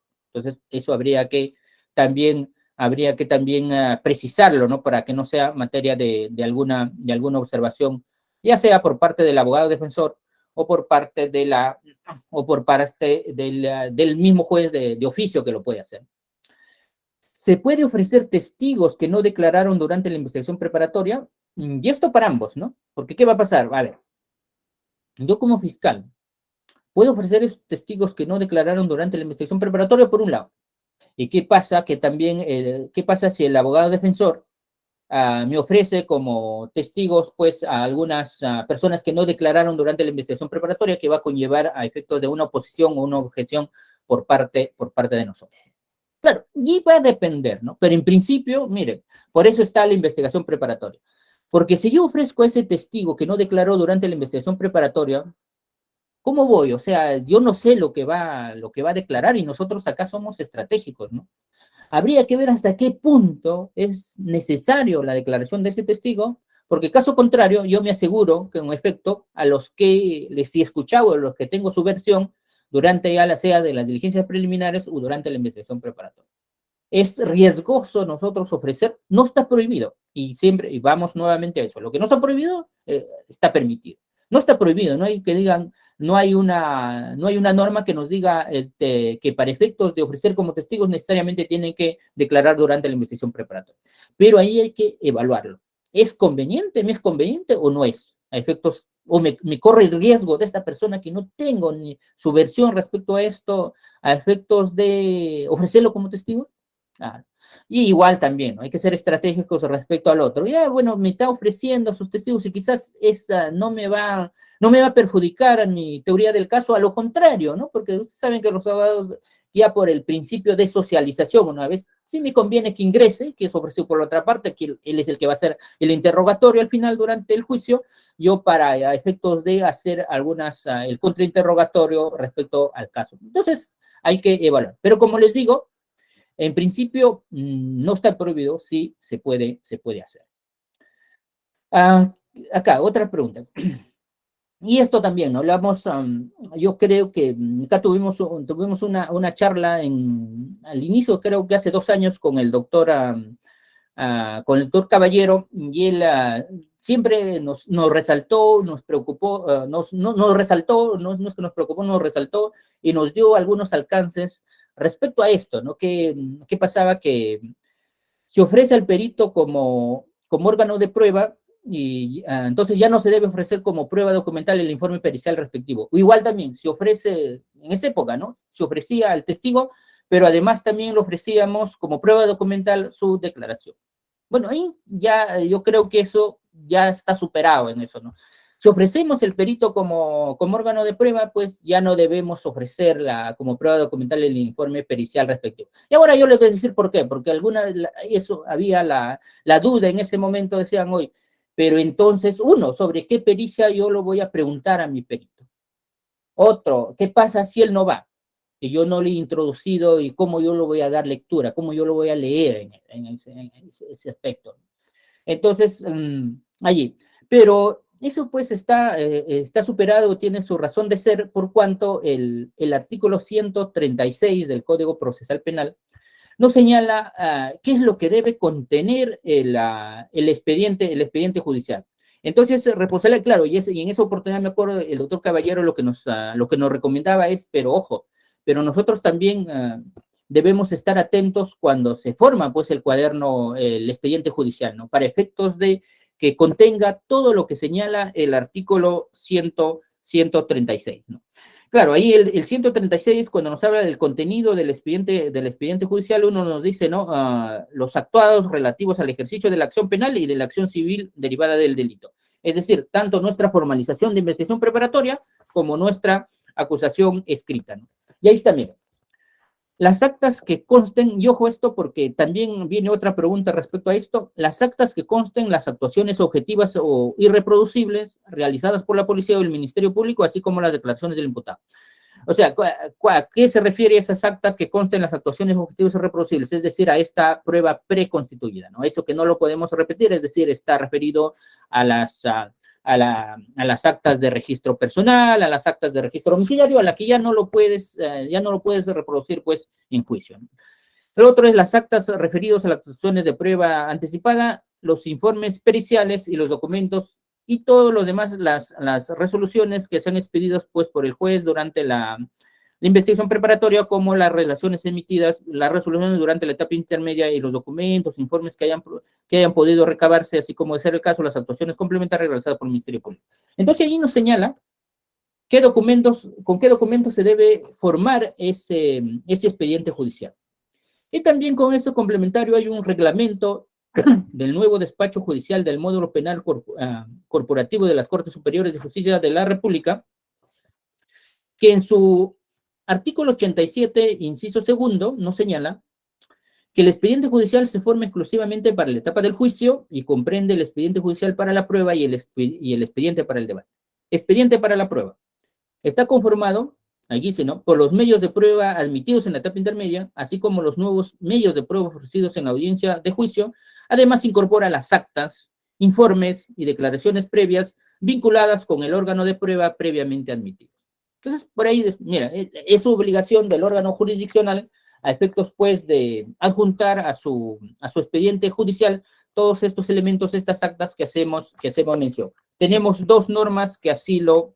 Entonces, por lo tanto, yo, si presento mi órgano de prueba, sea testigo como perito, ya no me preocupo también de presentarlo, pues, como prueba documental, sus declaraciones o también el informe pericial, porque es el juez el que tiene que incluirlo eso en su expediente judicial. Claro, ahora, ¿qué pasa si es que no lo incluye?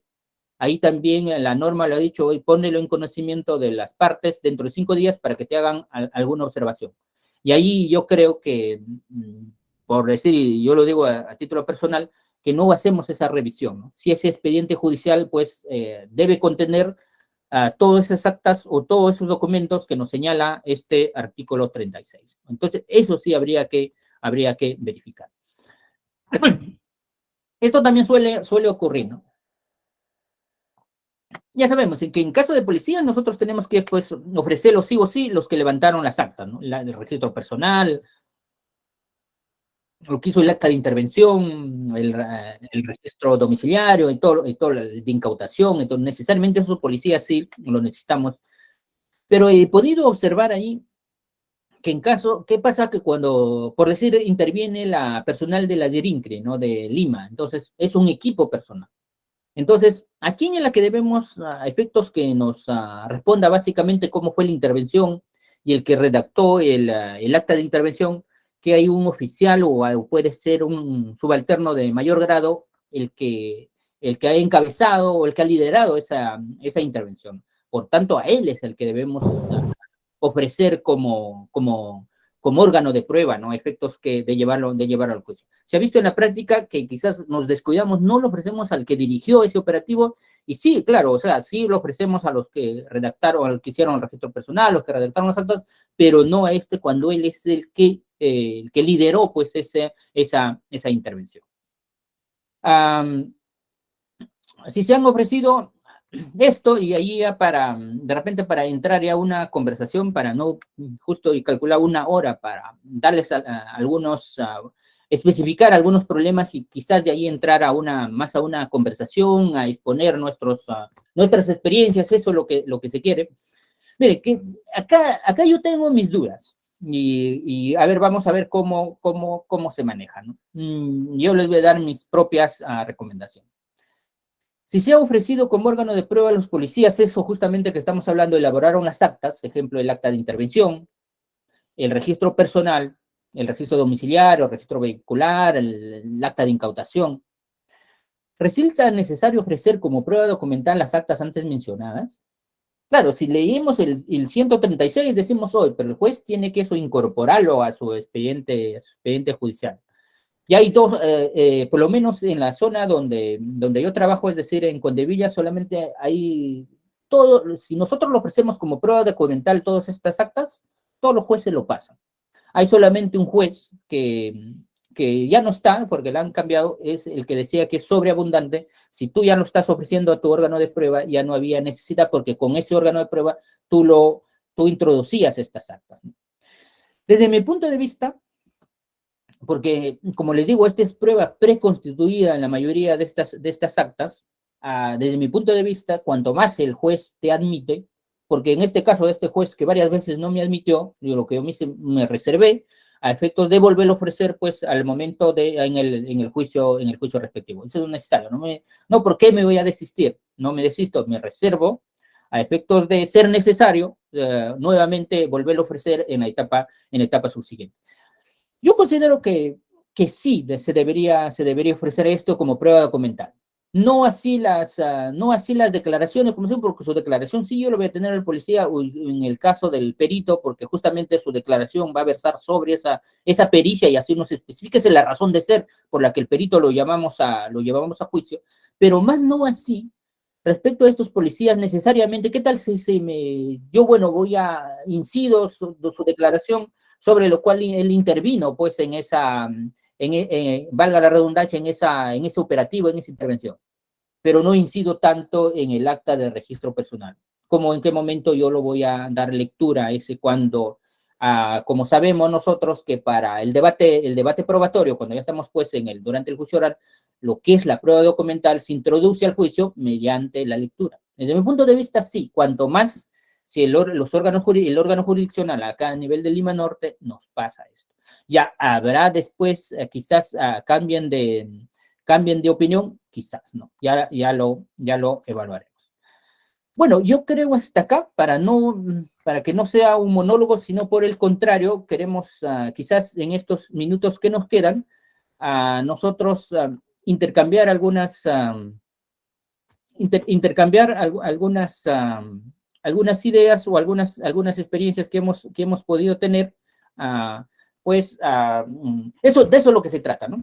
Entonces, bueno, David, entonces, hasta acá mi exposición. Gracias por escucharme.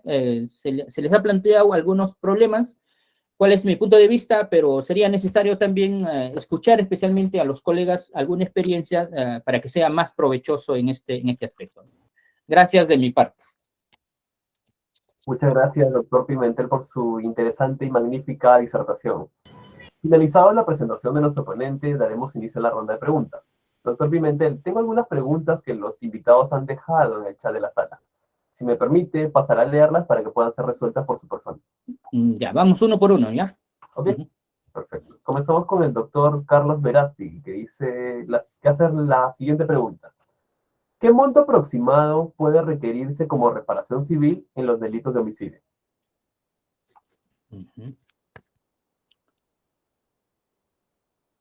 Claro, miren, como ahí les decía, todo lo que es la teoría del daño civil, hemos trasladado de lo que es netamente lo que lo discutimos respecto en el derecho civil, lo hemos trasladado al ámbito penal. Y entonces en un homicidio ahí tenemos que ver esos tres elementos, ¿no? El lucro cesante, el daño emergente y el daño moral. Tendremos que ver esta persona, a ver de qué edad aproximadamente tenía, ¿no? Toda una proyección de vida, pongamos que es un joven, pues de 18 años. Va a ser diferente a una persona que quizás ya está en la tercera edad de 85 años, que ya su proyección de vida es más corta, ¿no? ¿Cuál era su labor de esta persona? Entre otros aspectos que habría que verlo en el caso concreto, pero siempre teniendo en consideración estos tres aspectos del daño emergente, del lucro cesante y el del daño moral. Muchas gracias por resolver la consulta, doctor. Tenemos otra consulta nuevamente del doctor Carlos Verástegui, que se lee así. Una vez concluida el control de acusación, ¿se puede ofrecer una prueba para que se admita y ser actuada en juicio? Desde luego, eso tenemos la prueba, lo que lo conocemos como prueba nueva. Y eso ya ustedes saben que cuando iniciamos el juicio, luego de nuestros alegatos de apertura, viene con posterioridad si es que el imputado se acoge o no a la conclusión anticipada, y si es que no se acoge, inmediatamente pasamos al ofrecimiento de prueba nueva. Ya, claro, pero ahí habría que verlo si ¿por qué es prueba nueva, no? Y la prueba nueva, ustedes saben, es que yo no tuve conocimiento de esa prueba al momento de ofrecerlo y al momento de que se admita durante esta etapa de esta etapa intermedia, ¿no? Entonces, y ahí justamente la vez pasada que estábamos una charla respecto a lo que es medidas coercitivas, que justamente fueron, miren, de Trujillo, tanto el fiscal provincial como la fiscal superior, y la fiscal superior lo corrigió en plena charla. ¿Qué pasaba? Que este colega nos señalaba, ¿no? Nos decía, doctora, porque estábamos hablando de medidas coercitivas, y es bueno traerlo, sostenía, ¿no? Doctora, yo no pude solicitar en este caso la prórroga de la prisión preventiva, ni tampoco la adecuación de la prisión preventiva, por cuanto, pues, la pericia, que era un ADN justamente, y era por un delito de violación, yo ya, dentro de mi prognosis que yo tenía, no lo iba a poder recabar esta pericia. Y por lo tanto, pues, entonces yo sabía que para qué iba a pedir esa prolongación.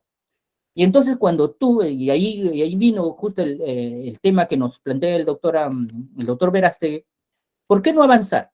O sea, tú avanzas, no tengo esa pericia, pero desde luego también actuando diligentemente, y esa pericia yo ya lo puedo obtener justamente cuando ya yo entro recién al juicio oral. No lo tuve en esta etapa intermedia, pero sí, o no lo tuve para el control de acusación, pero sí lo puedo tener, pues lo puedo obtener para una etapa posterior, ¿no? Entonces, sí.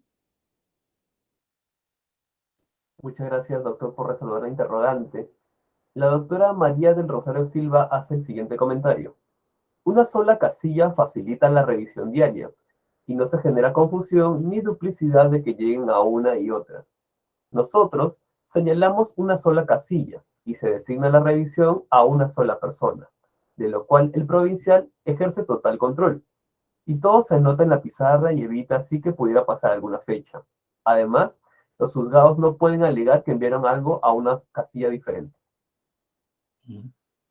Claro, miren, muy importante eso, ¿no? Lo que nos comenta la doctora, ¿no? Como les digo, se tiene estos diferentes criterios. Por un lado, manejar una sola casilla, y por el otro lado, cada adjunto puede manejar también su casilla, ¿no? Y eso, por eso, la salida que nos da la doctora es importante, ¿no? Claro, y asignas a una persona, y en este caso, básicamente, me imagino a tu mesa de partes, a efectos, pues, que todos los días revise, y de esa manera nos dé cuenta oportunamente, ya sea el fiscal provincial y a los adjuntos, de las audiencias que tiene, y como decía ella, el día no jefe, ¿no? Líder del despacho también tiene control sobre todo cada una de las audiencias, ¿no? Sí, interesante ese comentario de la doctora. Muchas gracias por brindarnos sus comentarios sobre la petición de la doctora. Registro que el doctor Víctor Brañez tiene la mano levantada. Doctor Brañez, muy buenas tardes. ¿Desea realizar su consulta directamente? No. Equivocado. Ok, qué cuidado. También registro que el doctor Michael Rodríguez tiene la mano levantada. Doctor Rodríguez, muy buenas tardes. ¿Desea realizar su consulta directamente? Buenas tardes, sí. Me da Por el favor. paso por doctor Dante, buenas tardes, agradeciéndolo por su ponencia muy saludable para todos que llevamos a cabo las diligencias, audiencias, más que de controles de acusación cultural. La consulta siguiente es, en los casos de omisión a la asistencia familiar que usted ha tocado de manera somera, surgen a veces problemas en el quehacer cotidiano que muchos de los casos tienen las copias certificadas de los actuados cuando el demandado en el juzgado de paz letrado presenta la nulidad de todo lo actuado porque no se le ha notificado válidamente o porque se le ha notificado bajo puerta, nunca tuvo conocimiento.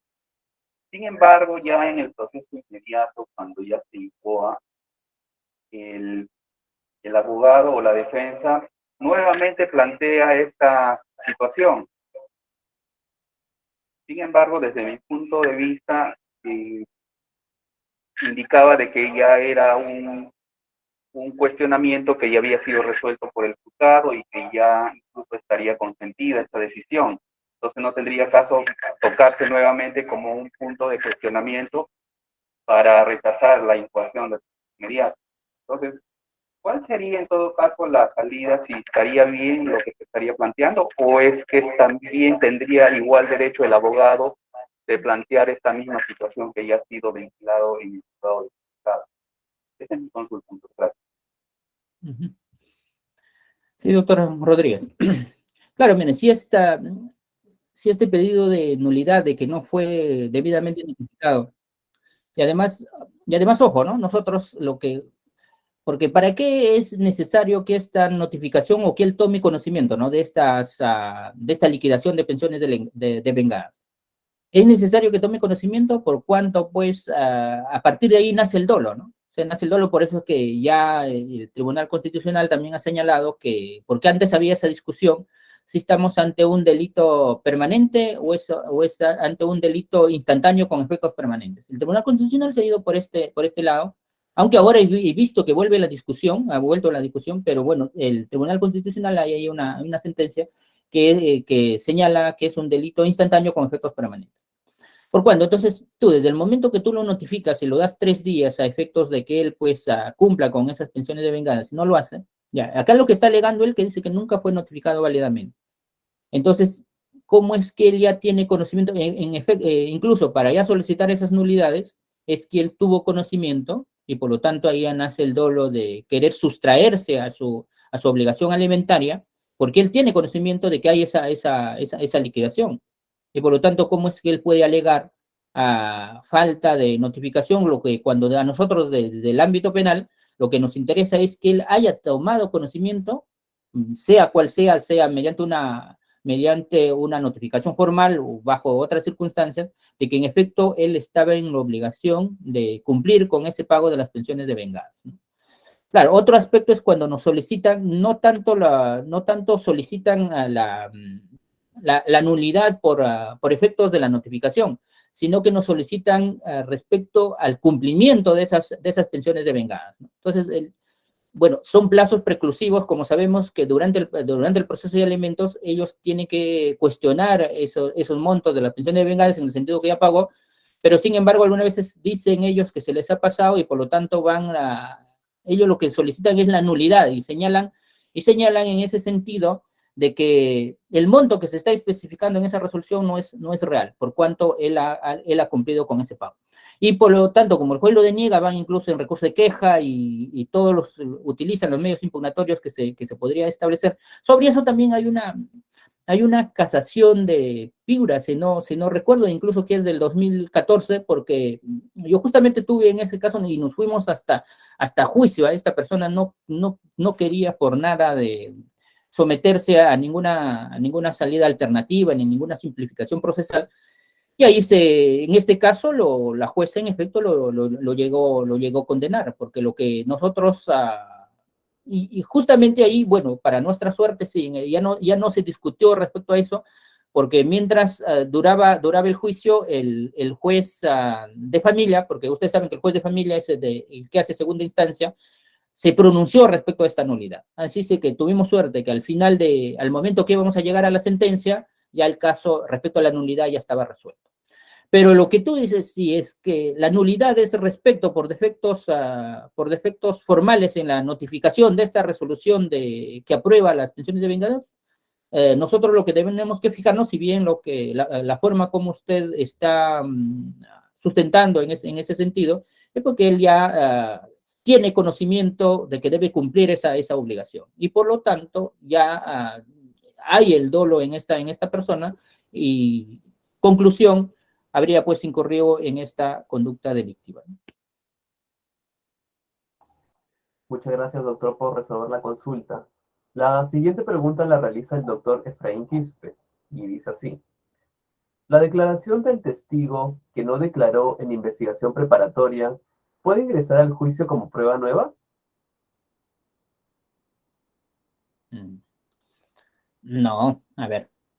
Como ojo, tú tenías conocimiento de que sí había ese testigo. Tú tenías conocimiento de que había ese testigo. ¿Cómo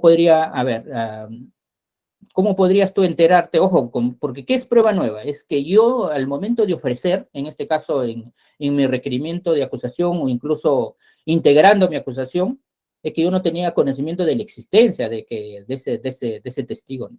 Pero si este testigo nunca vino a declarar, pero sí yo tenía conocimiento de que en efecto ya existía,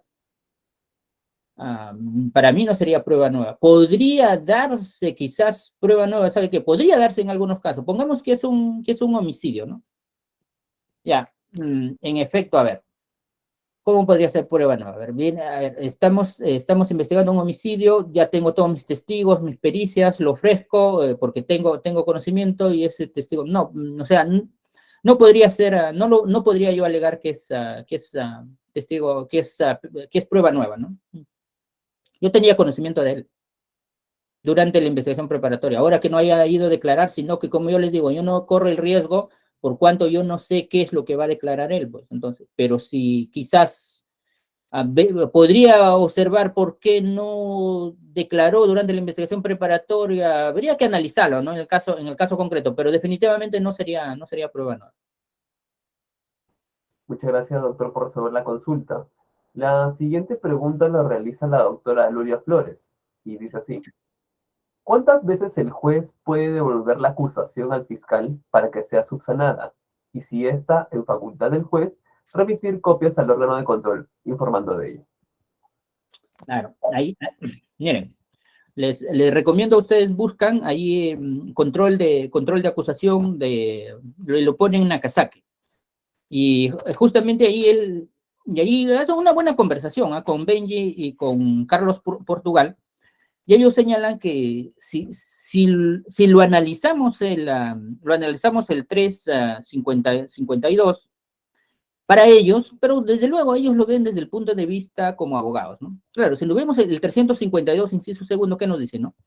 Si los defectos de la acusación requieren un nuevo análisis del Ministerio Público, el juez dispondrá la devolución de la acusación y suspenderá la audiencia. Ellos sostienen de que si lo analizamos, que la norma es clara y por lo tanto se trataría de una sola devolución. Y por lo tanto ellos lo ven. La consecuencia siguiente es que si en ese caso no subsané adecuadamente o no lo subsané, lo que daría el juez es pues a dictar el sobreseimiento.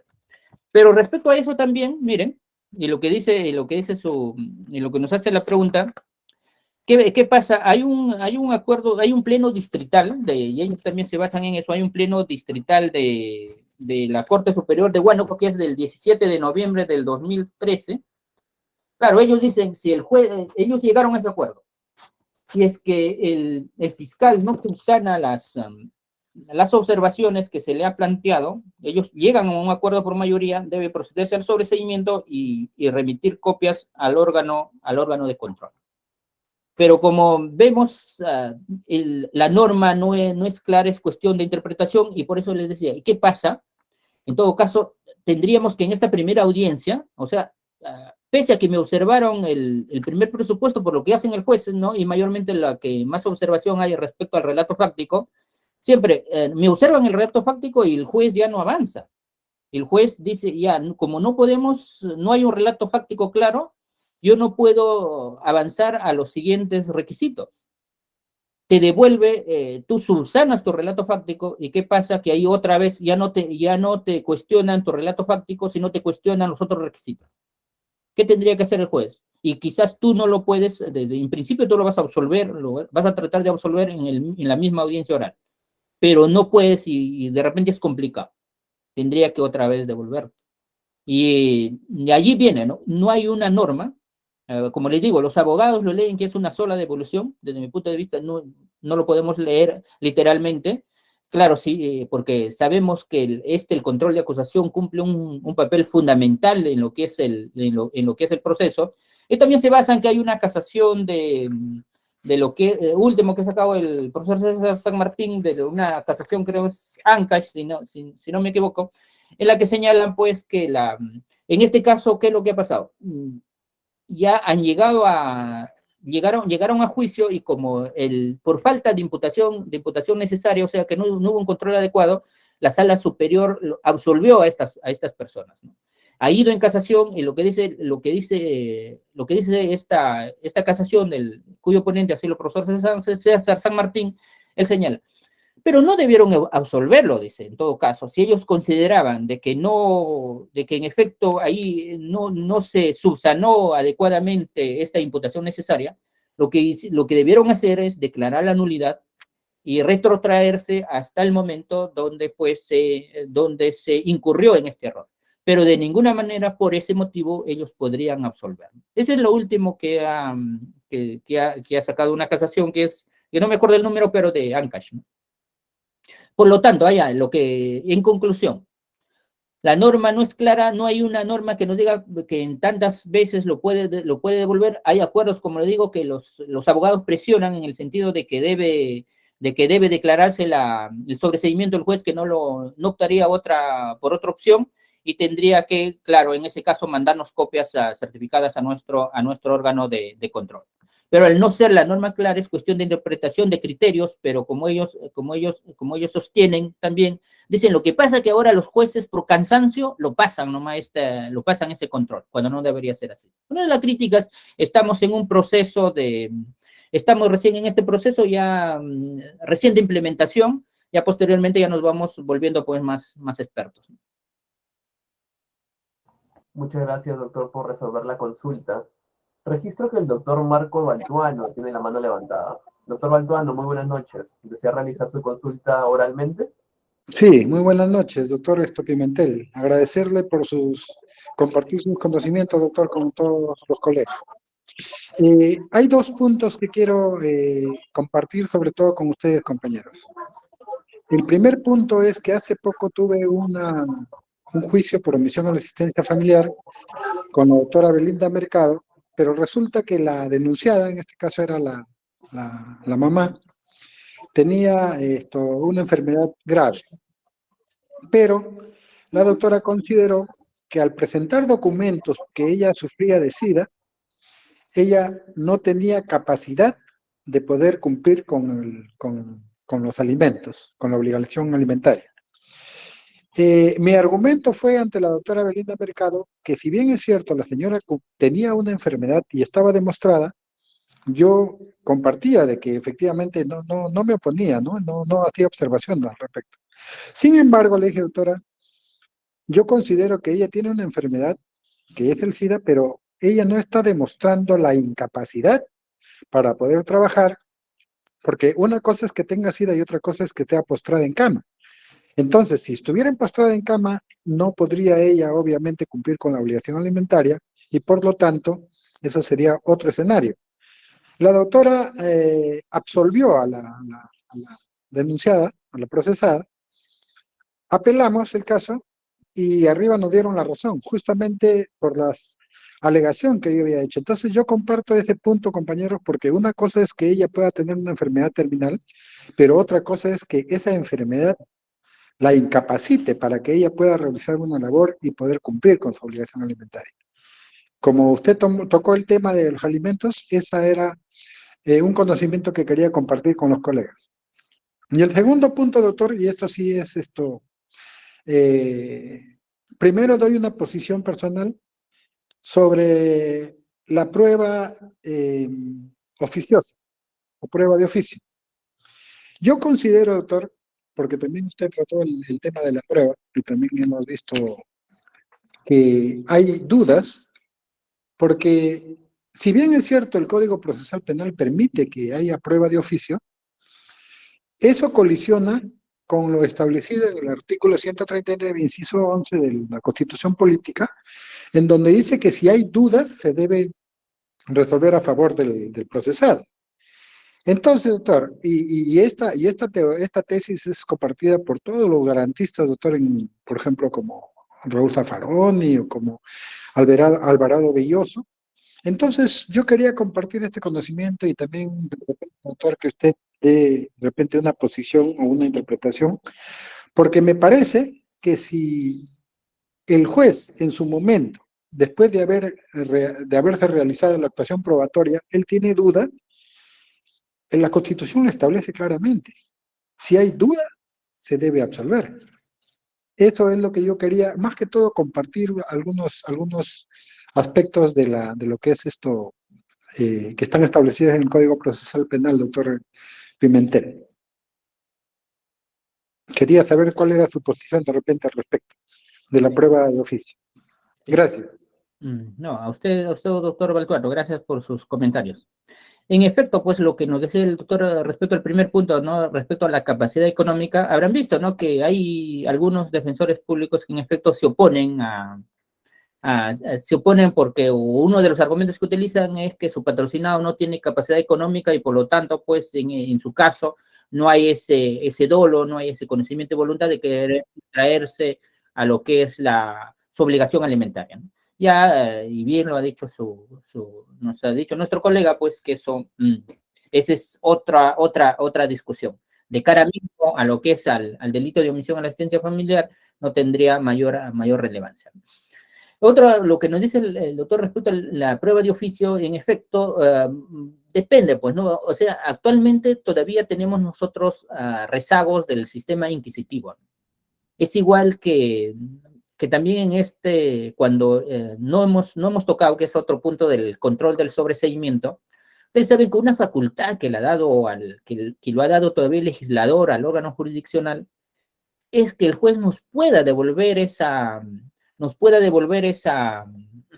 investigación, ordenándonos a que ampliemos a nosotros la investigación. Cuando nosotros somos en ese aspecto, con este sistema acusatorio, somos autónomos en eso. Si nosotros decimos que ya no tenemos pretensión, o sea, que no tenemos pretensión, ¿cómo es que el juez, todavía con esos rezagos del sistema inquisitivo, decirnos, no, tú sigue investigando y por este plazo determinado? Entonces, miren, claro, la otra opción, por quizás respecto a que debe elevarlo en el caso si no está conforme con nosotros, de elevarlo al fiscal superior, en ese sentido sí, ¿no? Para cumplirse quizás la doble instancia, y sobre eso también hay pronunciamientos incluso del Tribunal Constitucional, ya una vez confirmado nuestra postura respecto al órgano de segunda instancia, en el caso del Ministerio Público, ya no tenemos pretensión y por lo tanto el juez no lo queda otra que pues disponer el sobreseimiento. Respecto a la prueba de oficio, claro, va a ser, estamos, como les digo, recién, pese a que nuestro código no es nuevo, pero en el caso de nosotros, pues 2018 a la fecha ha sido pues que entró en vigencia desde el año 2006 en Huaura. Entonces estamos ante nuevos paradigmas. Y en efecto todavía está la prueba de oficio que lo considera, si partimos en estricto, claro que acá se trata de un debate de partes y el juez pues es un órgano imparcial, en efecto, si es que hoy si tú no me corroboraste tu pretensión, en este caso Ministerio Público, que tienes la carga de la prueba, más allá de toda duda razonable, ¿no? Dicen, no me quedaría otra cosa que absolverlo, ¿no?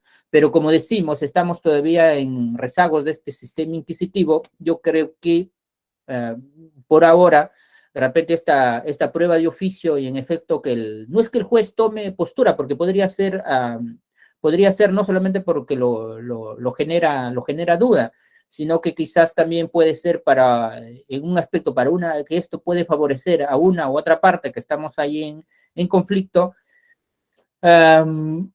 Se cuestiona eso, ¿no? Si estamos en un sistema puro acusatorio, pero quizás nosotros todavía no llegamos a eso, tal es así que también tenemos la mixtura siempre de la escritura y la oralidad por otro lado. Entonces, muy excepcionalmente, por eso lo contempla el código, que es muy excepcional que el juez puede hacer uso de esto, lo que es la prueba de oficio. Eso sería mi comentario al respecto. Muchas gracias, doctor Dante, por brindar su posición. La siguiente consulta la realiza el doctor Efraín Quispe y dice así. Doctor, el agraviado, conforme al artículo 95 del Código Procesal Penal, puede cuestionar las sentencias y el sobreseimiento en el extremo de la recusación civil. En ese orden, si el fiscal requiere el sobreseimiento por la causal del hecho no existió, de este modo, esta causal le afecta de modo directo a la pretensión civil del agraviado. ¿Cuál sería la participación del fiscal superior en sede de apelación? ¿Podría declararse fundada o vulneraría el principio acusatorio? No, ya está, ya no hay fiscal superior ahí.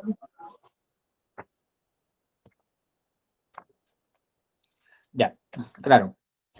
Miren, y allí viene algunos, ¿no? Cuando incluso la parte agraviada o el agraviado pues tiene derecho a impugnar a lo que es el sobreseimiento, ¿no? De lo que alguna vez, o sea, pese a que nosotros quizás hemos formulado una acusación, sin embargo, pues el juez, como veíamos, de oficio puede declarar el sobreseimiento y quizás a nosotros nos ha convencido. Nosotros ya no queremos quiere interponer apelación al respecto. Pero sí se le ha dado al agraviado esa facultad de que puede pues impugnar a lo que es el sobreseimiento y la sentencia absolutoria, ¿no? Que es en efecto lo que dice el compañero, el artículo 95, inciso primero, literal D, ¿no? Derechos del agraviado. El agraviado tendrá los siguientes derechos: a impugnar el sobreseimiento y la sentencia absolutoria. Y eso pese a no verse constituido en actor civil, ¿no? Ahora, va a depender en cada caso, pues, ¿no?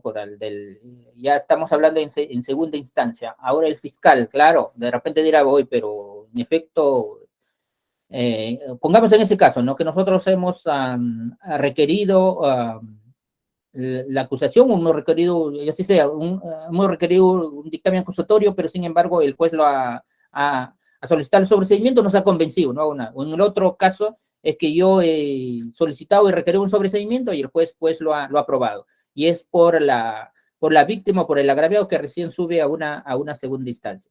¿Cuál debe ser el rol del fiscal superior, ¿no? El fiscal superior es un fiscal de revisión, ¿no?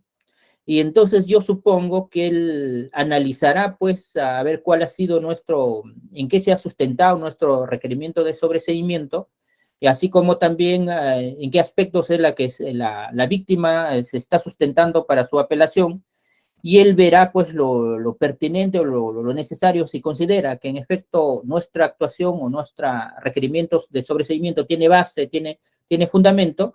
Entonces, incluso ahí ni siquiera asistir, pues, a la audiencia que lo requiere, ¿no? Porque nosotros, en este caso, el Ministerio Público no es el órgano impugnante, no estamos en la obligación de asistir, ¿no? Eso sería sobre el particular. Muchas gracias por la respuesta, doctor Dante. La siguiente consulta la realiza el doctor Marco Antonio Carrasco Campos y dice así: si el juez ordena investigación adicional, luego del requerimiento de sobreseimiento y ésta se hace dentro del plazo, ¿el fiscal debe formular nuevo sobreseimiento o solo debe de remitir el resultado de la misma para que el juez resuelva? El código no dice, porque la duda es del juez más no del fiscal. Claro, si ahí se supone que tú has realizado actos de investigación adicionales, lo que viene es eso, el código no nos señala, pero desde mi punto de vista, sí, no es solamente remitirlo al órgano jurisdiccional, pues salvo decir, me ratifico de mi sobreseimiento y por lo tanto, con relación a los actos que se han podido practicar, no ha surgido nuevos elementos o no me convence ese aspecto y por lo tanto, y por lo tanto, pues ya usted pronúnciese, ¿no? Pero yo creo que si vamos a la formalidad, o sea, si vamos ya a la formalidad y en efecto ahí, si yo realizo un acto de investigación adicional, la secuencia, ¿cuál es? Que yo tengo que hacer una nueva evaluación. Y esa nueva evaluación me podría incluso variar para yo cambiar mi sobreseimiento por una acusación. Claro, ¿no? Y por lo tanto debo ratificar mi sobreseimiento, debo requerir nuevamente mi sobreseimiento como dice el colega, o debo formular un nuevo requerimiento de sobreseimiento o solamente enviarlo para allá. Desde mi punto de vista, cumpliendo con la formalidad, porque es una facultad también como señalamos, que son rezagos del sistema inquisitivo, que este juez pues todavía tiene esa facultad de, siendo nosotros los titulares de la acción penal, a ordenarnos pues que nosotros sigamos investigando. Desde mi punto de vista, sí se debería nuevamente solicitar el sobreseimiento, o sea, un nuevo requerimiento de sobreseimiento, pero ratificándose respecto a los aspectos o argumentos que yo ya lo hice anteriormente, porque es difícil, ¿no? Que si tú ya tomas una postura, es bien difícil cuando tú ya asumes una postura que por un acto o otro acto de investigación te pueda variar totalmente, ¿no? Cuanto más si tú has sido el que has realizado la estrategia para ese caso concreto, que otro te venga a querer corregir ese aspecto, es un poco difícil, un poco complicado, ¿no? Pero como el código no lo señala en ese aspecto, ya no he tenido esa oportunidad de que el juez me haya devuelto y ordenándome una ampliación, podríamos denominarlo, de la investigación preparatoria. Claro, que tendrías que lo vas a volver a concluir otra vez la investigación preparatoria, porque se reabre, ¿no? Se estaría reabriendo otra vez la investigación preparatoria. Y por lo tanto tienes que cerrar tu investigación preparatoria y tienes que otra vez estás ingresando a una nueva etapa, como es la etapa intermedia, que tiene que ser con un requerimiento de sobreseimiento y un requerimiento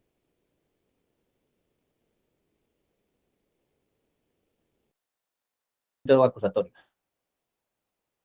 O sea, pasas, te retrotraes a la investigación preparatoria, por cuanto pues porque vas a desarrollar otra vez actos de investigación, y al ser así, tienes que cerrar esa etapa, y lo que nos queda ahí haciendo una interpretación sistemática es que vas a requerir pues nuevamente un sobreseimiento, o quizás que muy excepcionalmente podría ser que solicita pues un requerimiento acusatorio, ¿no?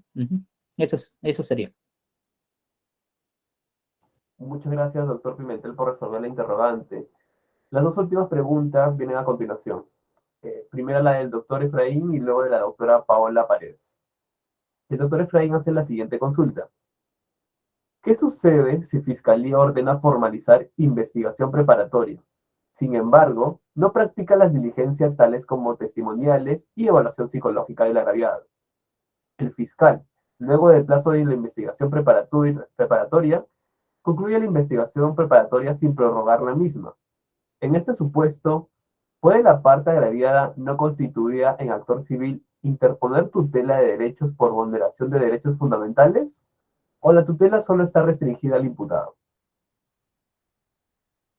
No, hay un caso, ya la Corte Suprema ha señalado de que en efecto de que esta tutela de derechos no es solamente para el imputado, sino que también ya lo puede también solicitar o lo puede requerir lo que es la víctima, ¿no? O lo que es la agraviada. Pero en ese caso habría que ver, pues, porque ella también tenemos que nosotros plantearnos si ella tiene otras vías, como en este caso, si el fiscal pues ha solicitado un sobreseimiento, la vía correcta que tiene ella es, porque ya se precluyó esta primera etapa, lo que a ella lo queda es, y decíamos que hemos leído el artículo 95, lo queda es la apelación de ese sobreseimiento, ¿no? Pero por otros aspectos que podría ser que en efecto se le ha vulnerado algunos derechos, como les digo, ya hay pronunciamientos de la Corte Suprema, ya hay posturas en ese sentido, de que la tutela de derechos no es únicamente para el imputado, en ese sentido se ha avanzado, y también podría darse en el caso del agraviado, pero desde luego habría que ver pues qué aspectos es que se le está perjudicando a la misma.